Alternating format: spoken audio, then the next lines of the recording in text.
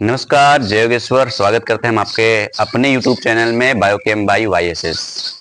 बच्चों, ये वीडियो मुख्यतः कक्षा 12 के यूपी बोर्ड हिंदी मीडियम या फिर बिहार बोर्ड के भी देख सकते हैं। और ये हिंदी मीडियम के लिए है क्योंकि मैं हिंदी में ही पढ़ाता हूँ। यहाँ पे ये कक्षा 12 का पहला चैप्टर है, लेक्चर 1 है। और ये वैसे भी ये सिलेबस से बाहर है, लेकिन ये चैप्टर को जानकारी रखना जरूरी है क्योंकि अगले चैप्टर जो इससे रिलेटेड है, तो इसको हम जल्दी जल्दी खत्म करेंगे। ठीक है, तो यहाँ पे देख लीजिए। सबसे पहले अगर हम इसको स्टार्ट करना चाहते हैं तो जीव विज्ञान के बारे में कुछ बेसिक जानकारी रख लेना चाहिए। जीव विज्ञान को अंग्रेजी में बायोलॉजी कहते हैं, और बायोलॉजी जो है वो दो ग्रीक शब्दों से मिलकर बना होता है। एक बायोस यानी बायो और लोगस है। बायोस को हम क्या कहते हैं? लाइफ कहते हैं, और लाइफ का हिंदी मतलब होता है जीवन। ठीक है, और लोगस को स्टडी कहते हैं। स्टडी का मतलब अध्ययन करना होता है। तो इसका मतलब ये हो गया कि इसकी परिभाषा में हम क्या देखेंगे? जीव विज्ञान की वह शाखा जिसके अंतर्गत हम जीवों का अध्ययन करते हैं, या ठीक है, तो उसे हम क्या कहते हैं? जीव विज्ञान कहते हैं। जीव विज्ञान के जनक अरस्तु हैं, इसको याद रख लेना। एक प्रकार के यूनानी दार्शनिक थे, इन्होंने ही जीव विज्ञान की नींव रखी थी। ठीक है, अब अगर जीव विज्ञान के प्रकार की बात करें तो ये दो प्रकार के होते हैं, मुख्यतः 3 प्रकार भी हो सकते हैं। ठीक है, इसमें पहला है जंतु विज्ञान। जंतु विज्ञान के जनक अरस्तु ही हैं। ये भी दो ग्रीक शब्दों से मिलकर बना होता है, जून प्लस लोगस। जून का मतलब जानते हो ना, जू चिड़ियाघर होता है, तो वहां पर हम क्या देखने जाते हैं? चिड़िया देखने जाते हैं, नहीं ना। तो वहां पे अलग मतलब बहुत प्रकार के जानवर देखने जाते हैं, तो जिसके अंतर्गत हम जंतुओं का अध्ययन करते हैं। तो जून का मतलब एनिमल होता है, लोगस का मतलब स्टडी होता है। तो जिसके अंतर्गत हम जंतुओं का अध्ययन करते हैं उसे हम जंतु विज्ञान कहते हैं। तो इसकी दूसरी शाखा क्या है? वनस्पति विज्ञान। इसको हम बॉटनी कहते हैं। और बॉटनी शब्द जो है वो बोस्किन शब्द से आया है, ग्रीक भाषा के बोस्किन शब्द से आया है, जिसका अंग्रेजी मतलब होता है टू ग्रेज। टू ग्रेज मतलब चरना होता है, तो चरना या खिलाना। तो इसके आधार पर यह बताया जाता है कि जिसको चरा जाता है या फिर जो जंतु खाते हैं, तो उसे हम क्या कहते हैं? उसको हम बॉटनी के अंतर्गत रखते हैं। इसके जनक थियोफ्रेस्टस हैं और जीव जंतु विज्ञान के जनक अरस्तु हैं। ठीक है, तो इसको आप इसका स्क्रीनशॉट ले सकते हैं या फिर पॉज करके पूरा लिख लीजिए। ये लेक्चर 1 है। ठीक है, अब आगे की पढ़ाई हम करते हैं। तो अब यहाँ पे हम जनन शुरुआत कर देते हैं, मतलब जीवों में जनन। देखिए, जीवों में जनन अध्याय का नाम है, हम जान चुके हैं। और जनन को हम प्रजनन भी कहते हैं, अंग्रेजी में इसको रिप्रोडक्शन कहते हैं। ठीक है, रिप्रोडक्शन। प्रोडक्शन मतलब उत्पाद बनाना, प्रोड्यूस करना। और री का मतलब होता है पुनः प्रोड्यूस करना, यानी बार बार। जैसे कि कोई भी जीव जन्म लेता है, उसको किसी ने बनाया, फिर वही किसी दूसरे जीव को बनाएगा, ऐसे करके इसी को हम रिप्रोडक्शन कहते हैं। ठीक है, तो इसकी परिभाषा क्या होती है? जनन एक ऐसी जैविक प्रक्रिया होती है, यानी क्योंकि ये जीव ही कर सकता है और कोई तो कर नहीं सकता। जनन एक ऐसी जैविक प्रक्रिया है जिसमें कोई जीव अपने समान एक या अनेक छोटे जीवों को जन्म देता है। एक जीव भी जन्म दे सकता है, फिर एक से अधिक जीव जन्म देते हैं। कि जैसे कि मान लो कि मछलियां बहुत सारे जीवों को जन्म देते हैं, और मनुष्य 1 या 2 दे सकते हैं, हाथी भी एक ही दे सकती है। तो ये होता है। ठीक है, फिर उसके बाद क्या होता है कि जनन क्या होती है ना, जनन की प्रक्रिया में बहुत ज्यादा समय और ऊर्जा जाता है, लेकिन यह किसी जीव को जीवित नहीं रखता, यानी किसी व्यष्टि को जीवित नहीं रखता। तो फिर जनन क्यों करते हैं? ठीक है, तो यहाँ पे इसका मतलब है कि जनन का उद्देश्य क्या है, कि प्रकृति ने किसी भी जीव को जनन के लिए क्यों इस प्रकार से उसकी शारीरिक संरचना में परिवर्तन किया है, उसके भावनात्मक क्या परिवर्तन कर दिया है कि वो विपरीत लिंगों के प्रति अट्रैक्शन रहता है। ठीक है, तो उसके उद्देश्य क्या है? वो चाहता है कि किसी जीव के जातियों का अस्तित्व बचाए रखना, यानी कोई भी जीव है उसकी जातियां बची रहें। ठीक है, ताकि आने वाले समय में अब वो अपना जैव विकास कर सकें। जैसे कि इसमें दूसरा क्या है, मतलब पहला उद्देश्य हो गया किसी जीव के जातियों का अस्तित्व बचाए रखना। अस्तित्व का मतलब निरंतरता बचाए रखना, क्योंकि किसी व्यक्ति का तो एक निश्चित जीवन काल होता है, वो फिर क्या हो जाएगा? मर जाएगा, लेकिन वो अपनी अगली पीढ़ी उस पृथ्वी पर छोड़ के जाए, ताकि प्रकृति जो है ना वो चलती रहे। और फिर उसके बाद दूसरा क्या है कि जीवों में विभिन्नताएं उत्पन्न करना, ताकि उनका जैव विकास हो सके। जैव विकास का मतलब होता है कि हम आज मानव यहाँ पे इतने विकसित हो चुके हैं, अगर हम अपने पूर्वजों के बारे में देखें तो वो हमारे मतलब एकदम प्रथम पूर्वज एक कोष की थे। ठीक है, तो एक कोष के साथ हम बहुकोष की जटिल बहुकोष के जीव बन चुके हैं। ठीक है, सबसे विकसित। अब यहाँ पे समझ लेते हैं कि जनन चक्र क्या होता है, यानी लाइफ साइकिल। कोई भी जीव क्या करता है? पहले जन्म लेता है। ठीक है, ऐसे ही नहीं तो आसमान से टपकता नहीं, या तो जमीन से निकलता नहीं। तो क्या करता है? कोई भी जीव पहले जन्म लेता है। वृद्धि करता है। जन्म लेने के बाद तुरंत जनन तो करेगा नहीं, पहले उसके शरीर में कुछ वृद्धि होंगी ताकि उसका शरीर के अंग, उसके जननांग पूरी तरीके से परिपक्व हो सके। वृद्धि करता है, फिर जनन करता है, और जनन करता है मतलब कई बार जनन करने के बाद फिर लास्ट में क्या हो जाता है, उसकी मृत्यु हो जाती है जीर्णावस्था के पश्चात, यानी वृद्धावस्था के पश्चात। ठीक है, फिर उसके बाद यहाँ पे मैंने कुछ डायग्राम बनाना है, इसको आप समझ सकते हैं कि जन्म पहला क्या होता है, जन्म लेता है, वृद्धि करता है, जनन करता है, फिर जब जनन करता है ये तो किसी को जन्म देके जाता है, फिर उसका जन्म होता है, और फिर वो क्या होता है, वो मृत्यु हो जाता है। तो ये जनन चक्र का एक प्रकार का डायग्राम है अपना लेना। ठीक है, अब यहाँ पे नोट समझते हैं कि इसका मतलब यह है कि सबकी मृत्यु निश्चित है, लेकिन नोट में एक बहुत बेहतरीन चीज यहाँ पे क्या है कि एक कोष के जीवों की प्राकृतिक मृत्यु नहीं होती है। ठीक है, प्राकृतिक मृत्यु नहीं होती है, अर्थात ये अमर होते हैं। तो प्राकृतिक मृत्यु का मतलब क्या होता है कि जैसे मान लो कि कोई भी शरीर से स्वस्थ है, उसको भोजन मिल रहा है, रहने के लिए स्थान मिल रहा है, तब उसकी प्राकृतिक मृत्यु होगी कब, जब वो वृद्धावस्था हो जाएगा तब। ठीक है, लेकिन अगर अचानक एक्सीडेंट हो गया, कोई बीमारी हो गई, सूखा पड़ गया, भोजन की कमी हो गई, भूखमरी से वो अगर मर गया, तो उसे हम कहते हैं अप्राकृतिक मृत्यु या फिर अकाल मृत्यु। समझ रहे हो ना, मतलब बिना किसी समय कभी भी मृत्यु हो गया उसको अकाल मृत्यु कहते हैं। ठीक है, तो ये इसलिए बोला जाता है कि जैसे मैंने एग्जाम्पल बताया कि अमीबा का, अमीबा एक कोष की जीव है, ये वृद्धि करता है, वृद्धि करने के पश्चात क्या होता है, मतलब इसमें वृद्धि और जनन एक ही है। जैसे ये वृद्धि करते हैं थोड़ा सा, फिर ये दो कोशिकाओं में बढ़ जाते हैं द्विखंडन के द्वारा, फिर यही कोशिकाएं फिर दो कोशिकाओं में बढ़ जाती हैं, फिर ये दो कोशिकाएं आगे जाकर ये कोशिकाओं में बढ़ जाते हैं। तो इस तरीके से इनमें जनन होता रहता है, इसलिए इनकी मृत्यु नहीं होती है। जीवन काल समझ लेते हैं। लाइफ स्पान क्या होता है, जीवन काल किसी भी जीव के जन्म से लेकर उसकी प्राकृतिक मृत्यु तक की अवधि या काल को उस जीव की जीवन काल कहते हैं। ठीक है, कोई भी जीव है वो जन्म से लेकर उसकी प्राकृतिक मृत्यु जितना भी जिया उसे हम उसका जीवन काल कहते हैं। ठीक है, अब इसमें एक है कि ऐसा नहीं है कि कोई भी जीव बड़ा है तो वो ज्यादा जिएगा, छोटा है तो कम जिएगा। ठीक है, ऐसा इसमें नहीं है। तो इसमें लिखा क्या है कि जीवन काल किसी जीव के आकार पर निर्भर नहीं करता। इसका एक एग्जांपल हम बता दें कि जैसे कौवा हो गया और वो तोता हो गया। ठीक है, ये दोनों साइज में लगभग एक जैसे दिखते हैं, लेकिन तोता का जीवन काल 140 वर्ष होता है, 150 वर्ष होता है। तोता 140 वर्ष 50 वर्ष तक जी सकता है, लेकिन जो कौवा होता है वो ज्यादा वर्ष तक नहीं जी सकता, यानी 35-40 वर्ष तक उसका मैक्सिमम इतना ही जीवन काल होता है। तो ये होता है इसमें। ठीक है, तो आप इसका स्क्रीनशॉट ले सकते हैं, आप पोज करके इसको लिख सकते हैं। मैं हट जाता हूं। ठीक है,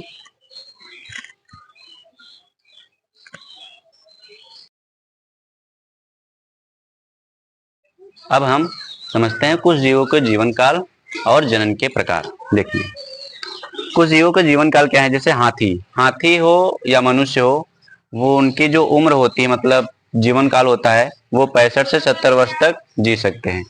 घोड़ा 50 से 60 वर्ष जी सकता है। गुलाब का पेड़ जो होता है वो 5 से 7 वर्ष तक जीवित रह सकता है। फल मक्खी यानी फ्रूट फ्लाई होती है, एक प्रकार की मक्खी होती है, उसको हम वंशागति का आणविक आधार यानी अनुवांशिकी में पढ़ेंगे तो उसको भी रहने देते हैं। फल मक्खी जो होता है वो 30 दिन तक जीवित रहता है, यानी 1 महीने तक। धान का पौधा जो होता है वो 3 से 4 महीने, गेहूं का पौधा 3 से 4 महीने, 5 महीने, जितनी भी फसलें होते हैं वो इतना ही तो होता है उनका जीवन काल। कुत्ता जैसे जो जानवर होते हैं, जैसे कुत्ता हो गया, भेड़िया हो गया, 20 से 25 वर्ष तक जीवित रहते हैं। बरगद का पेड़ 200 वर्ष तक जीवित रहेगा, उसके जैसा आम का पेड़ भी होता है लेकिन उससे कम वर्ष होती है उसका जीवन काल। कछुआ 100 से 150 वर्ष तक जी सकता है। सबसे ज्यादा अगर कोई जंतु है जीने वाला तो वो कछुआ है। तोता 140 वर्ष और कौवा 15 वर्ष। साइज में दोनों समान होते हैं, लेकिन तोता 140 वर्ष जीता है और कौवा 15 वर्ष तक। मगरमच्छ जो होता है वो 60 वर्ष जीता है, और तितली जो होती है 1 से 2 सप्ताह, बटरफ्लाई जिसको बोलते हैं वो 1 से 2 सप्ताह तक जीती है। ठीक है, अब यहाँ पे समझ लेते हैं कि जनन की कितनी विधियां होती है। जनन के हमने जनन किसे कहते हैं ये समझा, और जनन के उद्देश्य क्या है ये समझा, जनन चक्र, जीवन काल, ये समझने के बाद हम समझते हैं कि जनन कितने प्रकार के हो सकते हैं। देखो, जनन मुख्य रूप से 2 प्रकार के होते हैं। ठीक है, एक होता है अलैंगिक जनन और दूसरा होता है लैंगिक जनन। ठीक है, अलैंगिक जनन और लैंगिक जनन, नाम से स्पष्ट है। अलैंगिक का मतलब इसमें किसी भी प्रकार के लैंगिक अंग का उपयोग नहीं होता है।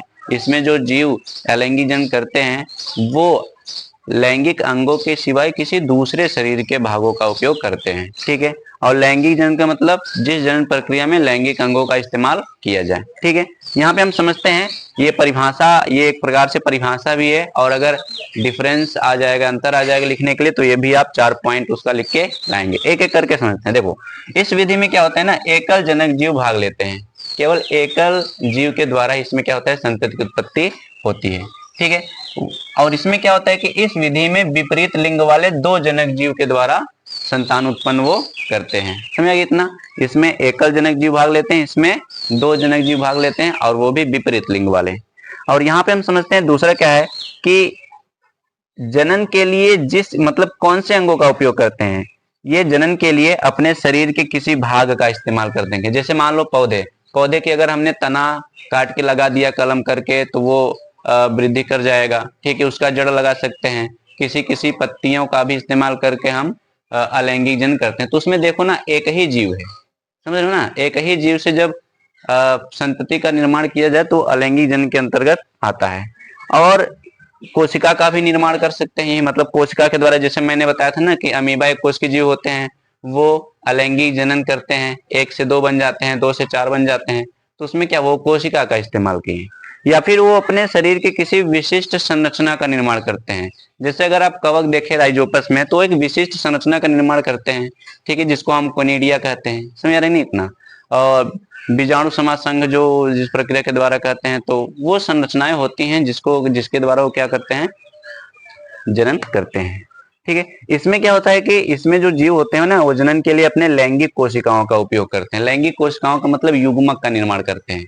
ठीक है, वो उनके निषेचन, जब युग्मक का निर्माण होता है तो दोनों निषेचित होते हैं, मतलब अलग अलग जीवों का युग्मक होता है। जाति एक ही रहेगी, विपरीत लिंग वाले रहेंगे, और अलग अलग जीवों का वो जो कोशिकाएं होती हैं युग्मक, जिसको हम मनुष्य की बात करें तो शुक्राणु अंडाणु, शुक्राणु मनुष्य में पैदा पुरुष में होता है, अंडाणु मादा में होता है। तो ये दोनों क्या करते हैं, निषेचन करके फिर जाके एक संतति का निर्माण होता है। तो इसमें निषेचन होता है। बड़ी बात इसमें है कि इसमें निषेचन नहीं होता है। तो इस प्रक्रिया को अगर इसमें जिसमें लिखेंगे तो उसे लैंगिक जनन कहेंगे, और इसमें अलैंगिक जनन कहेंगे। इसमें क्या होता है, अलैंगिक जनन में केवल समसूत्री विभाजन होता है, और इसमें समसूत्री तथा अर्धसूत्री विभाजन दोनों होता है। अलैंगिक जनन करने वाले जीवों में केवल समसूत्री विभाजन हो सकता है। समसूत्री विभाजन का मतलब होता है जब जनक कोशिकाओं में उपस्थित गुणसूत्रों की संख्या उनके संतति कोशिकाओं में उपस्थित गुणसूत्रों की संख्या के बराबर होती है। ठीक है, जैसे अगर हमारी कायिक कोशिका है, शरीर की कोशिका जिसके द्वारा हम वृद्धि विकास कर रहे हैं, उसमें समसूत्री विभाजन होता है। अगर एक कोशिका है, अगर वो 2 कोशिकाओं में बदलना चाहती है, तो उसमें हमारी कोशिकाओं में 46 गुणसूत्र होते हैं। तो जब ये वृद्धि करते हैं तो इनके गुणसूत्रों की संख्या दुगनी हो जाती है। दुगनी हो जाके जब ये अलग हो जाते हैं, फिर दोनों कोशिकाओं में 46 गुणसूत्र चले जाते हैं। तो इसे समसूत्री विभाजन करते हैं। लेकिन लैंगिक जनन करने वाले जीवों में एक विशेष प्रकार का विभाजन होता है, जो केवल लैंगिक अंगों की जनन परत कोशिकाओं में ही हो सकता है। ठीक है, उनके विशेष जो प्राथमिक लैंगिक अंग होता है, जैसे मनुष्य का वृषण होता है, पुरुष का वृषण होता है, मादा का अंडाशय होता है, उनकी आंतरिक भित्ति में जनन उपकला पाई जाती है। वो एक ऐसी प्रकार की कोशिकाएं होती हैं जिसमें केवल मतलब उसमें अर्धसूत्री विभाजन होता है, केवल वही होता है। मतलब निषेचन के लिए उत्पन्न करने वाले जो कोशिकाएं उत्पन्न होती हैं, वो केवल अर्धसूत्री विभाजन से होती हैं। अब नाम से स्पष्ट है, अगर मेरे कोशिकाओं में 46 गुणसूत्र है, अगर वो अर्धसूत्री विभाजन करेंगे तो उनमें केवल 23 गुणसूत्र ही रहेंगे। तो 23 इसमें है, 46 उसमें, तो अर्धसूत्री विभाजन ऐसे हो गए। चौथा क्या है कि यह प्रक्रिया सरल व तीव्र होती है, यानी जो अलैंगिक जनन होता है यह सरल भी होती है और बहुत तेजी से हो जाती है, जबकि लैंगिक जनन क्या होती है, जटिल प्रक्रिया होती है और धीमी होती है। ठीक है, अब यहाँ पे समझते हैं कौन कौन से उदाहरण, जैसे उदाहरण में लेते हैं तो सरल संरचना वाले जीव जितने भी होते हैं, कोश की और कुछ सरल बहुकोश की जीव, ठीक है, और उच्च पादप, ये क्या होते हैं ना, ये मुख्यतः क्या करते हैं, अलैंगिक जनन करते हैं। और अगर इसमें उदाहरण देखें तो इसमें जटिल बहुकोश की जीव हो सकते हैं, इसमें पादप भी आ सकते हैं, जंतु भी आ सकते हैं। ठीक है, उच्च जंतु व पादप, जो निम्न जंतु व पादप होते हैं वो ज्यादातर क्या करते हैं ना, वो ज्यादातर अलैंगिक जनन करते हैं, क्योंकि उनकी सरल संरचना होती है, तो उसके लिए ज्यादा ऊर्जा की आवश्यकता नहीं होती, क्योंकि इसमें लैंगिक जनन में ऊर्जा भी बहुत ज्यादा लगती है, तो जटिल शरीर वाले जीव होने चाहिए। ठीक है, अब इसमें हम नोट यहाँ पे समझ लेते हैं। एक पहला नोट क्या है कि अलैंगिक जनन में जनक और संतति आकारिकी एवं आनुवांशिकी रूप से बिल्कुल एक समान होते हैं, इन्हें हम क्लोन कहते हैं। मतलब जो जीव आनुवांशिक रूप से एकदम एक जैसा है उसे हम क्लोन कहेंगे। देखो, अगर मेरा कोई भाई होता, वो हमशक्ल होता, तो हम में भले हमारा आकार की समान होता, लेकिन हम आनुवांशिक रूप से क्या होते हैं, भिन्न होते हैं। आनुवांशिक रूप से हम हमेशा भिन्न होते हैं। वो क्यों होते हैं, उसको हम आनुवांशिकी विविधताओं और समानताओं में पढ़ेंगे, आनुवांशिकी चैप्टर में पढ़ेंगे। ठीक है, अभी तो इतना समझते हैं, जो जीव आनुवांशिक रूप से एकदम समान होते हैं उन्हें हम क्लोन कहते हैं। तो क्या जंतुओं का भी क्लोन बनाया जा सकता है? हाँ, तो जंतुओं का भी क्लोन बनाया जा सकता है। उनकी दैहिक कोशिकाओं से, उनके केंद्र का उपयोग करके क्लोन बनाया जा सकता है। ठीक है, इतनी मेडिकल साइंस इतनी एडवांस हो चुकी है। तो फिर उसके बाद दूसरा क्या है, देखो दूसरा नोट क्या है, अनिषेक जनन। अनिषेक जनन का मतलब होता है जिसमें निषेचन के बिना नए जीव की उत्पत्ति हो जाए। युग्मक का निर्माण तो होगा, लेकिन उसमें निषेचन नहीं होगा, और वही युग्मक एक नए जीव में बदल जाएगा। इसका एग्जाम्पल है पहला कि मधुमक्खी जो होती है, मधुमक्खी, उसमें रानी मक्खी और एक नर मधुमक्खी होता है। ठीक है, तो नर मधुमक्खी का निर्माण अनिषेक जनन द्वारा होता है, और रानी मधुमक्खी का निर्माण निषेक जनन द्वारा होता है, यानी वो निषेचन से उत्पन्न होते हैं। और इसको भी बताएंगे आगे, लेकिन अभी उसका टॉपिक आएगा ना बाद में। और एक टर्की पक्षी होती है जो युग्मक का निर्माण करते हैं, फिर धीरे धीरे वही युग्मक उनके अंडे में बदल जाती है, तो वो भी अनिषेक जनन। बहुत सारी पक्षियां होती हैं, केवल वही नहीं, जो व्यवसायिक अंडे होते हैं वो अक्सर अनिषेक जनित ही होते हैं। ठीक है, उनको इस प्रकार से पैदा किया ही जाता है ताकि वो अनिषेचित अंडे का उत्पादन कर सकें। ठीक है, तो आप इसका स्क्रीनशॉट लीजिए। अब इसके बाद क्या करेंगे कि अगर आपको ये वीडियो पसंद है तो आप लाइक कर सकते हैं, शेयर भी कर दीजिए अपने दोस्तों के, अपने रिश्तेदारों के साथ, और उसके साथ साथ सब्सक्राइब कर लीजिए, बेल आइकन प्रेस कर दीजिए, ताकि कोई भी नया वीडियो जाए तो आपको पता चल जाए कि नया वीडियो आ चुका है। ठीक है, और मैं हट जाता हूँ, इसका स्क्रीनशॉट ले लीजिए। और ठीक है।